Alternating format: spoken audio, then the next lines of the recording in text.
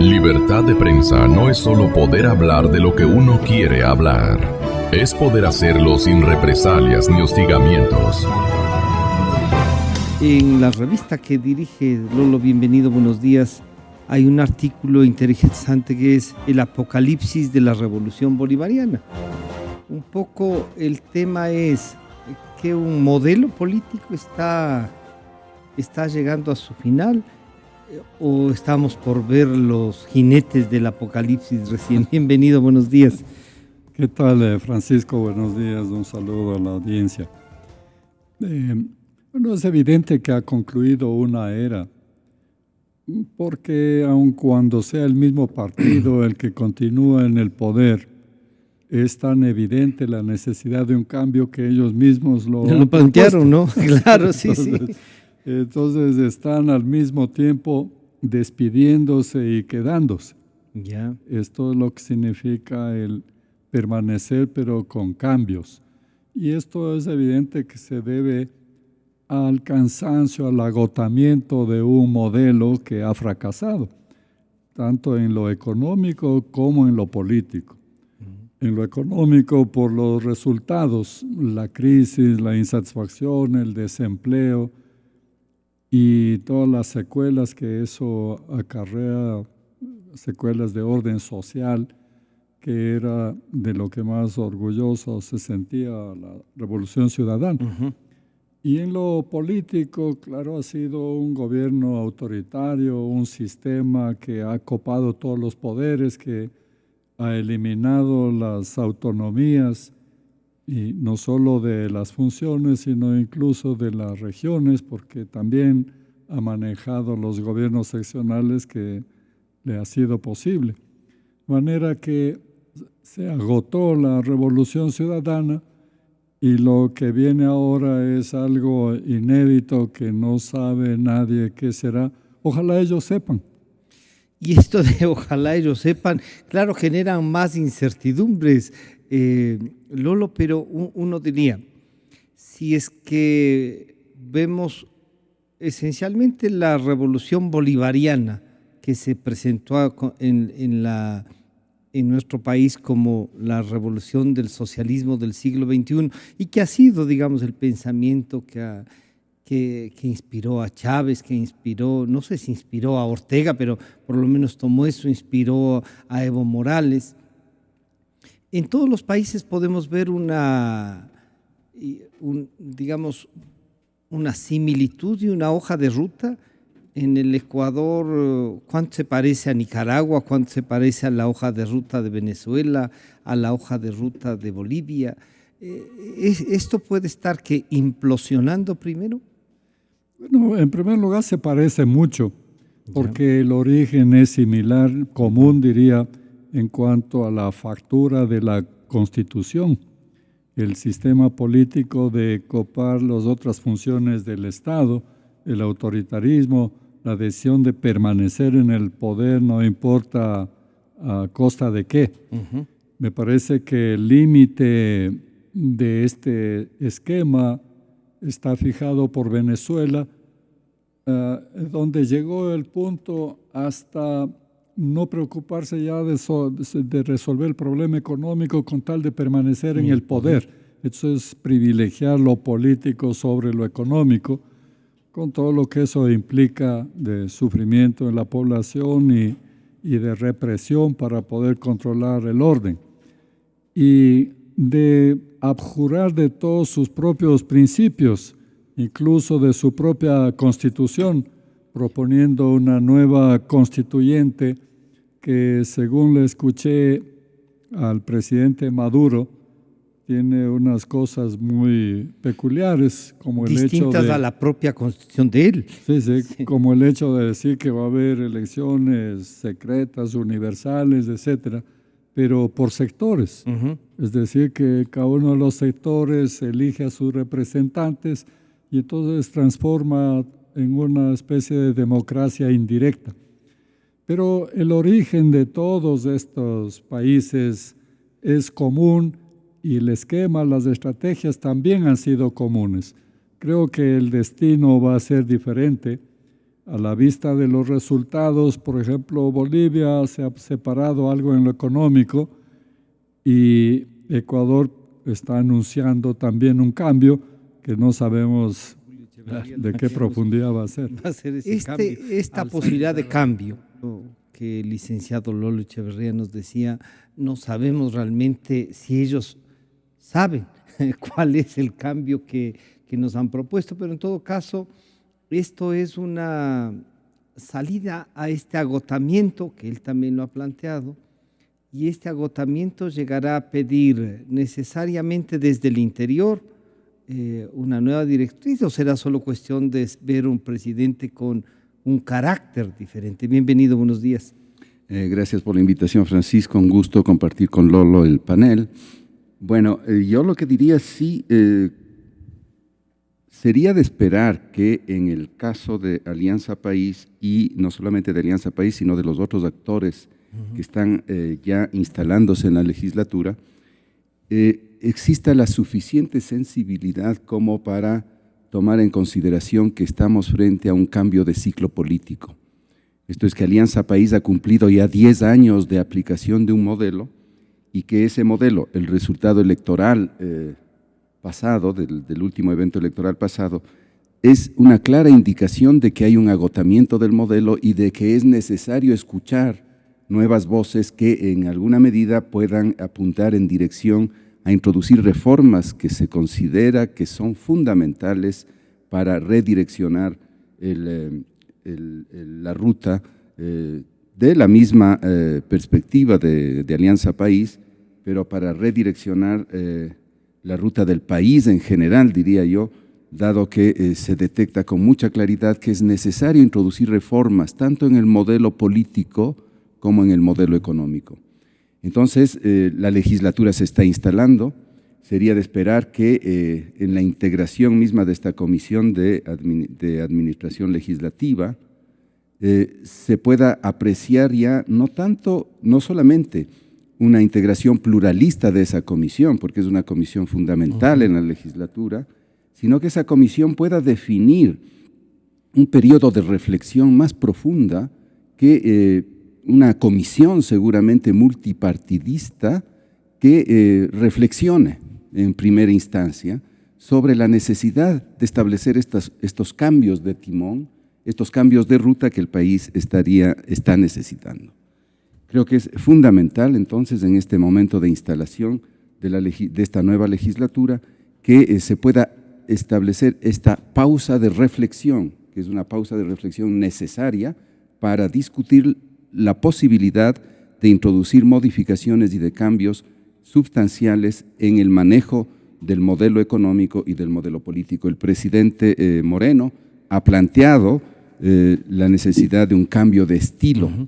Desde distintas voces se le ha indicado que no se trata solamente de un cambio de estilo, que se trata de un cambio de modelo, y no solamente del modelo político, es necesario plantearse un cambio del modelo económico, de la conexión entre modelo político y modelo económico es fundamental. No se pueden hacer cambios o modificaciones solamente en una dirección, es necesario ampliar la democracia, es necesario reformar muchas leyes que se han venido aplicando, incluso la última ley esta sobre la seguridad civil armada, que se acaba de aprobar en la anterior legislatura. Es necesario que se la revise por parte de la nueva legislatura, así como la ley de comunicaciones, así como necesarias reformas para ampliar la democracia en el sentido de reinstalar el principio de la división de poderes, que es una demanda ciudadana extremadamente fuerte.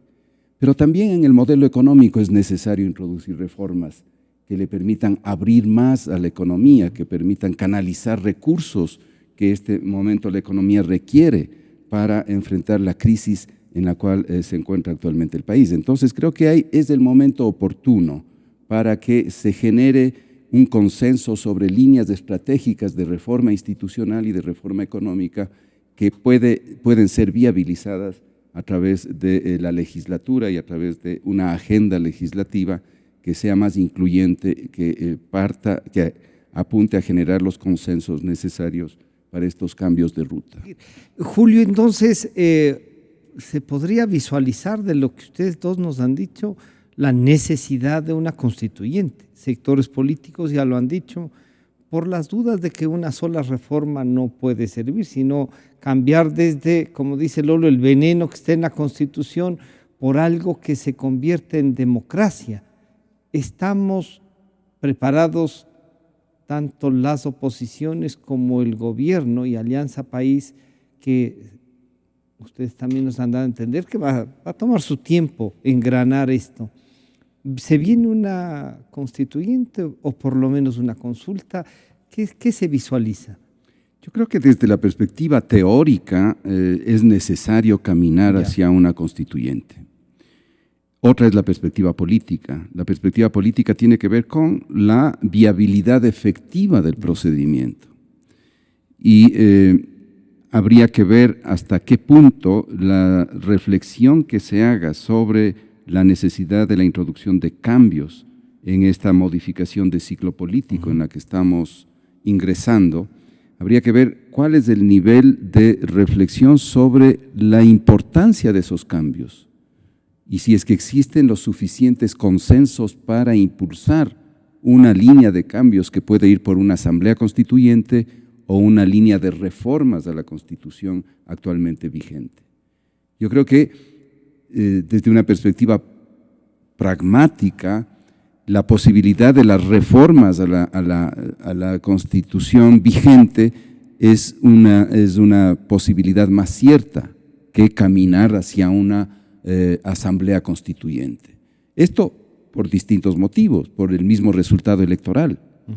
Si el resultado electoral hubiera sido diferente, esto es, si la oposición, si Creo Suma hubiera ganado las elecciones, seguramente estaríamos caminando hacia una asamblea constituyente con más claridad. Pero ese no fue el resultado electoral. El resultado electoral fue que Alianza País continúa siendo la fuerza de gobierno y que por lo tanto hay que trabajar con Alianza País para introducir las reformas que la democracia en este momento requiere.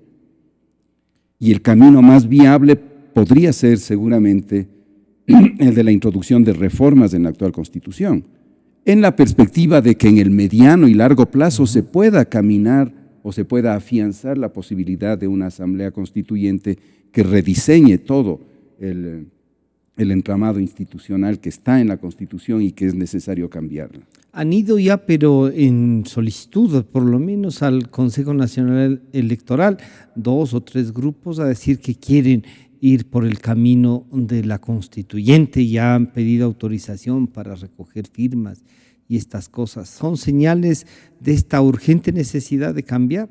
Yo creo que sí, el país lo ha planteado con mucha claridad, hay distintas posturas. Desde mi perspectiva, yo he venido planteando la necesidad de una transformación constitucional radical, de que el modelo económico, el modelo político que actualmente está implementándose y que se ha implementado en estos 10 años y que ha sido el responsable de la reducción de la institucionalidad democrática en el país, está inscrito en la Constitución de Montecristi y que por lo tanto es necesaria una modificación del cuerpo constitucional y una modificación de fondo, que lo podría hacer una asamblea constituyente o una asamblea constitucional.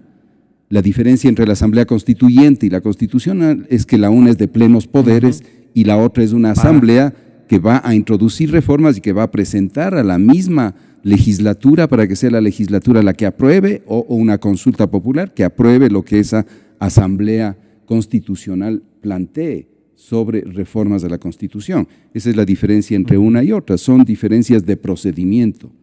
Y la tercera línea de procedimiento sería la introducción, la identificación de reformas puntuales en la actual Constitución.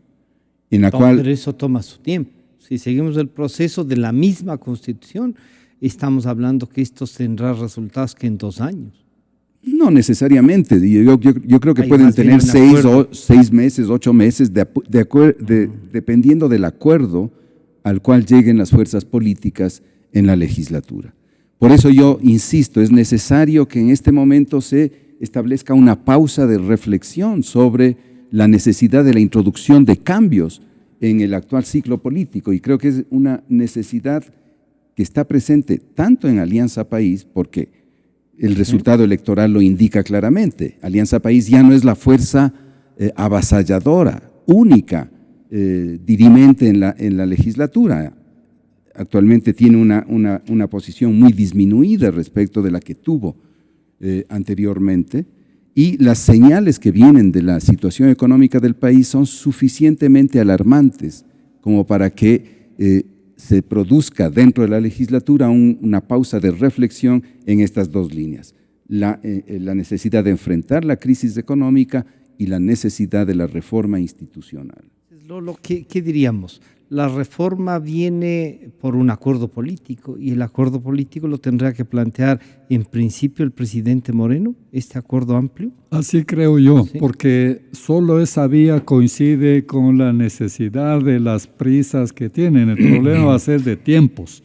Exacto. Si es que el nuevo gobierno continúa como si no pasara nada, puede provocar inmediatamente una doble reacción. Por un lado, la aparición de protesta social, porque la economía no puede continuar con esta aparición milagrosa de dineros de fuentes diversas, ¿no?, para cubrir el déficit. Claro. Eso no puede continuar así en adelante.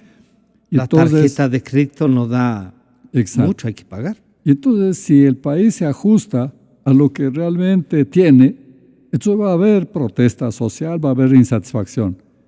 Pero también va a haber decepción inmediatamente con el nuevo gobierno si es que no da señales rápidas de que tiene un camino, de que tiene una estrategia y de que tiene objetivos. Así que yo creo que la única posibilidad, en mi opinión, es los acuerdos políticos para dar la claridad de que hay un nuevo camino y después buscar ya las soluciones más permanentes. ¿Qué figura observas, Lolo, que podría asomar ahí para buscar esos acuerdos con las habilidades que antes nos hablabas? ¿Hay alguna cercana a Moreno en esas posibilidades? Me parece a mí que se están estableciendo contactos incluso para buscar ciertas reformas indispensables y rápidas, y también hay agentes ya. Por ejemplo, Jairala Medio se ha ofrecido para liderar el cambio de la ley de comunicación. Sí. Ya está. Entonces, no tiene representantes, pero está exacto, ahí. Pero ya tenemos espontáneos para promover eso. Julio, entonces la salida con esto de ya tenemos espontáneos también, hay la posibilidad de este acuerdo que ustedes dos han planteado, ¿sí? Yo creo que la posibilidad existe porque las condiciones están dadas. Hay una nueva estructura de la legislatura donde hay una representación más plural que la anterior. Estamos frente a una crisis económica cada vez más clara y en esas dos líneas se puede advertir que hay condiciones para una mejor interlocución, para un mejor diálogo dentro de las fuerzas políticas, dentro de la legislatura. Es probable que haya también una percepción de la gravedad de la situación en la cual se encuentra el país y por lo tanto eso invite a sentarse a dialogar sobre posibles salidas a la crisis económica. Hay la otra variable que es la corrupción, que no la hemos topado aquí. No. Y que estamos a puertas de que se descubra realmente o que se revele datos importantes en esa línea y sobre la cual el país tiene que estar preparado también para enfrentarlos. Esto es, se debe dar claras señales de que el país está realmente interesado y que la legislatura está realmente interesada en luchar contra la corrupción. Y esa es otra línea de consensos internos que habría que buscarla. Entonces, como que ¿será una inmolación eso? ¿Aceptar un consenso de eso? Dependiendo de cómo esté la lista a finales de mayo y los primeros días por el Día del Niño. Habría que ver. Sí. No, habría que ver. Yo había separado el tema de la corrupción porque todo el mundo está un poco planteando, esperemos el día D. Dicen, del niño será, se vendrá con aguaceros, con aguajes. Sí. Lolo, ¿esto de la corrupción ayuda o no a buscar el consenso que ustedes nos han hablado? acaba de poner un tema que nosotros lo habíamos separado exactamente porque es una gran piedra. Bueno, hay en mi opinión dos factores que van a influir mucho en el manejo del tema corrupción. Uh-huh. El primer factor es la posibilidad, no solo en Ecuador, sino internacional, de que se desacredite las denuncias y la lista. Y en eso está. Y en eso se está trabajando ahorita, ¿no? Es decir, a ver, cómo unos criminales confesos van a venir aquí a decir quién es culpable y quién es inocente. Eso no es aceptable. Este es un factor. Ya se han trabajado. Sí. Y el otro factor es el papel de la oposición. Yo creo que ahorita lo que hay es una pugna por ver quién lidera la oposición. Y esa pugna le pasa factura al país. Y los partidos políticos son un problema ahorita. Estamos como antes de las elecciones. Mira, también es un problema que no es ecuatoriano, es un problema internacional. Los partidos políticos están muy mal, muy mal vistos por la sociedad. Y entonces tienen que encontrar también un camino, tienen que redescubrirse, tienen que hacer un trabajo muy profundo. No puede desaparecer y esperar hasta la próxima elección para poner candidatos. Así que de estos dos factores depende el tratamiento y los efectos que pueda tener el tema de la corrupción. Yo quiero agradecerles.